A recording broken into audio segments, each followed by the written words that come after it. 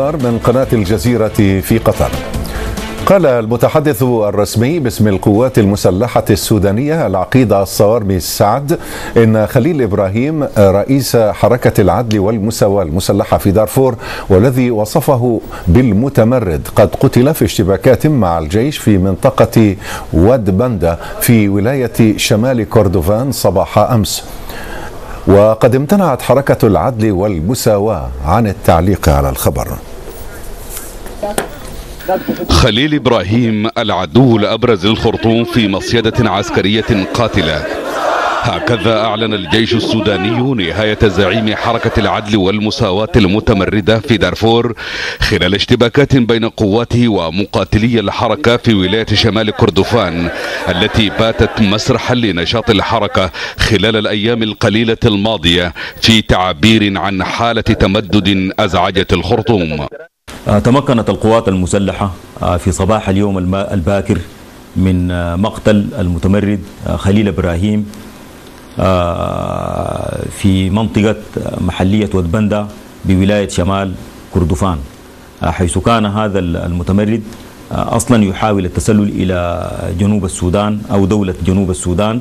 وسعت الخرطوم لإضفاء بعد شعبي عما ذكرته بشأن قتل إبراهيم. المواطنين أنفسهم قاموا بالرصد والمتابعة والملاحقة وانضموا إلى الموكب الذي يلاحق ويطارد ويفيد بالمعلومات عن هذا المتمرد.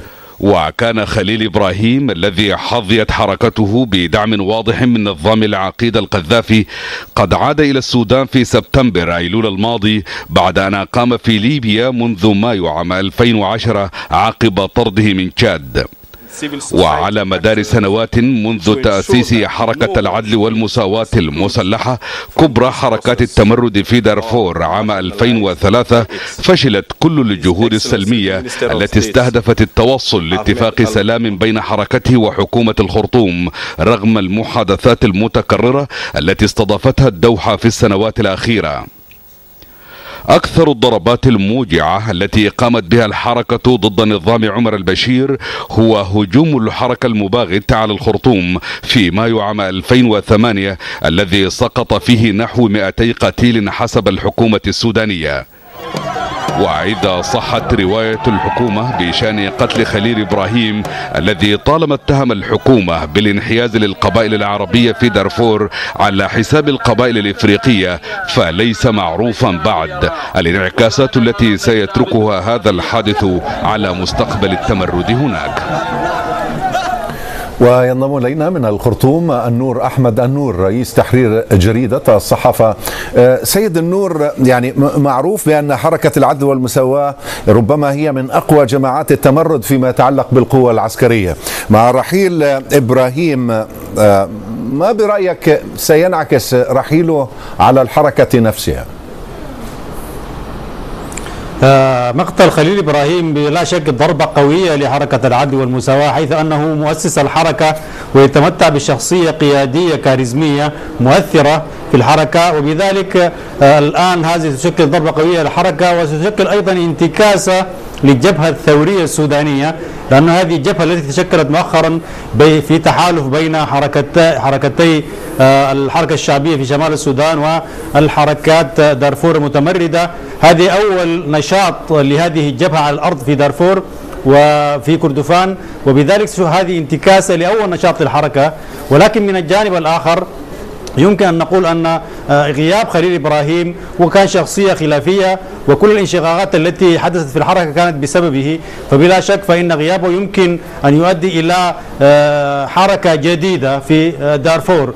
أيضا من الجانب الآخر فإن خليل كان متعنتا ومتصلبا في مواقفه تجاه عملية السلام، يمكن أن يدعو أن يفتح الطريق غيابه إلى الانضمام حركته إلى عملية السلام في دارفور.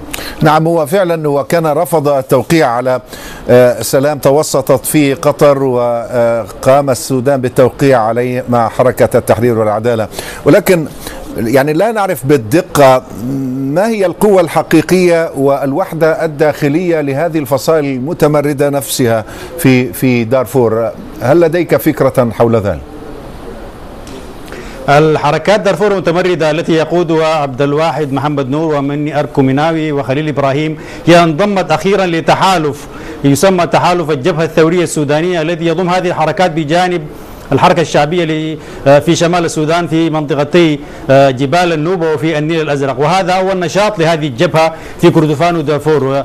بمقتل خليل هذه انتكاسة لهذه العملية في بدايتها الأولى، ولكن أعتقد أن خليل إبراهيم لديه حركة مؤثرة وقوية ولديها عتاد عسكري جلبته من ليبيا ومن خلال انسحابها من المناطق التي كانت بها في دارفور ووجود الآن في المنطقة الشمالية المتاخمة الحدود مع ليبيا ومع تشاد.